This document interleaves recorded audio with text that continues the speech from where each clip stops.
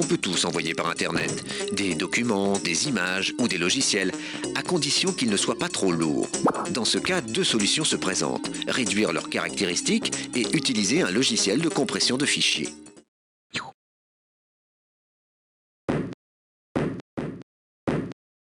Sur son ordinateur, William manipule des données de toute nature. Du texte, des photos, de la musique et même de la vidéo. Pour l'ordinateur, ces données sont enregistrées sous forme de fichiers numériques. Le suffixe indique leur nature, doc pour un document texte ou BMP pour une image bitmap. Le poids de ces fichiers est extrêmement variable. Il est lié aux caractéristiques des documents, taille, durée, nombre de couleurs.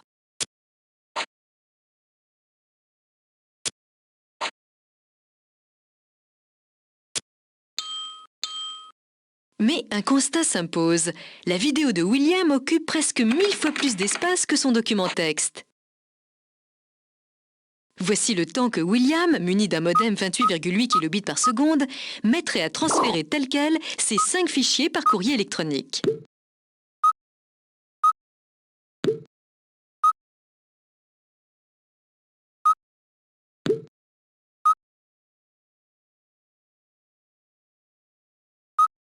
3h20 pour une vidéo. William a deux possibilités pour réduire cette taille.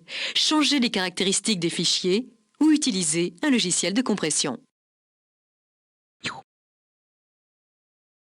Les fichiers multimédia sont gourmands en octets, mais il suffit de réduire leur qualité pour alléger leur poids. Pour réduire la taille du son, William abandonne la stéréo pour un son mono, puis descend la qualité d'échantillonnage.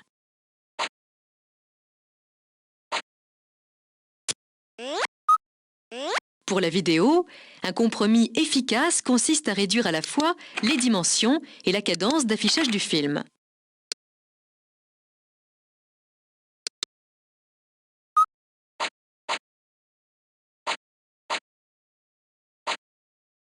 Quant à l'image, William réduit ses dimensions d'affichage, puis opte pour une palette de couleurs moins riche.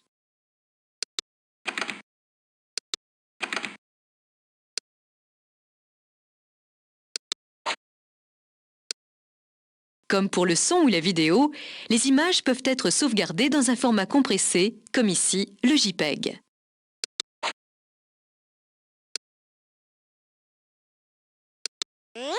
La taille de la photo est réduite, mais cette compression trop élevée est destructive. Elle altère la qualité des médias.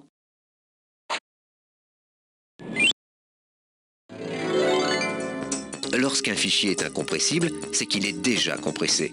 Tel est le cas des programmes d'installation qui, pour gagner du temps de transfert, arrivent chez l'internaute sous forme compactée. Les logiciels de compression de fichiers agissent de façon non destructive. Toutes les informations contenues dans les fichiers compressés restent intactes. Mais comment ces logiciels font-ils ?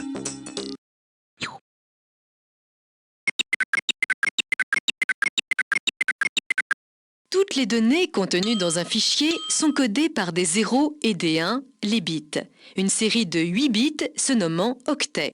Pour coder par exemple du texte, les informaticiens ont décidé d'attribuer à chaque caractère de l'alphabet un octet différent. Imaginons une séquence de texte de 6 lettres.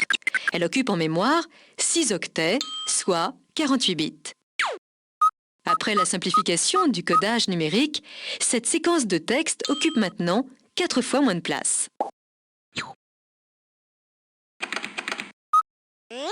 Prenons maintenant une image numérique.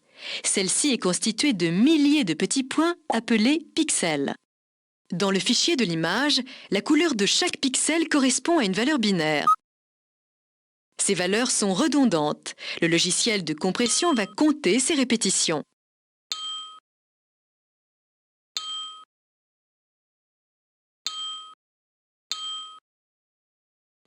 Au final, cette séquence d'images occupe 3 fois moins d'espace en mémoire.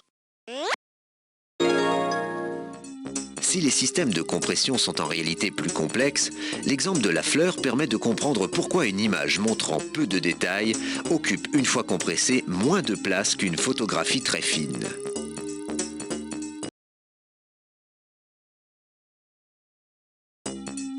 Le temps, c'est de l'argent. Pas question d'expédier un document par Internet sans passer par un logiciel de compression. Il faut s'y mettre, car tôt ou tard, vous recevrez d'Internet des fichiers compressés.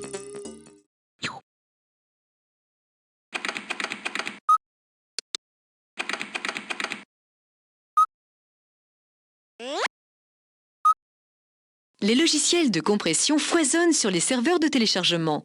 William récupère un logiciel de compression sur Internet. Comme la plupart des logiciels à télécharger, ce logiciel a été lui-même compressé. Mais pas de panique, ce fichier est auto-extractible. Un simple clic a suffi pour le décompresser. William lance son logiciel et sélectionne un à un tous les fichiers qu'il souhaite compresser. Le logiciel offre la possibilité de sélectionner plusieurs fichiers pour les compresser en un seul, appelé fichier d'archive. William active l'option auto-extractible. Ainsi, ses amis ouvriront cette archive sans logiciel particulier. C'est parti! Les fichiers de William ont sacrément maigri.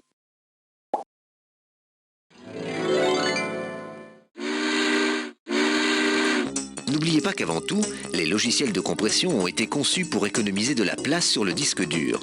Un bon moyen de lui offrir une seconde jeunesse, voire de doubler sa capacité.